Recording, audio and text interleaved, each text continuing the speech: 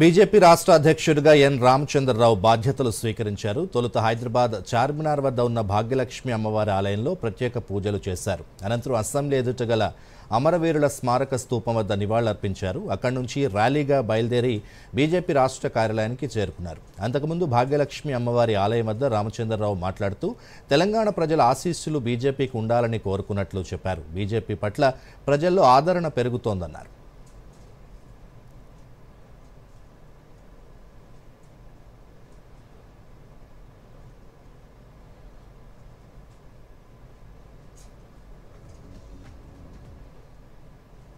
గత అనేక సంవత్సరాలుగా మన తెలంగాణ రాష్ట్రానికి బీజేపీకు వారి మార్గదర్శకము వారి నాయకత్వం దొరికింది.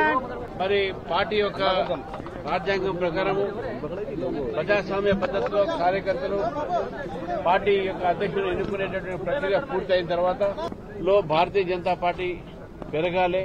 దేవి ఆశీస్సుతో పాటు తెలంగాణ ప్రజల ఆశీస్సులు కూడా మాకు అవసరం.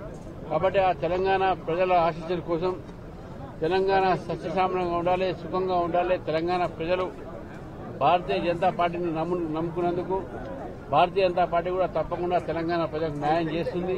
మరి ఆ శక్తి ఇవ్వాలని చెప్పేసి కూడా భాగ్యలక్ష్మి దేవాలయంలో కోరడం జరిగింది.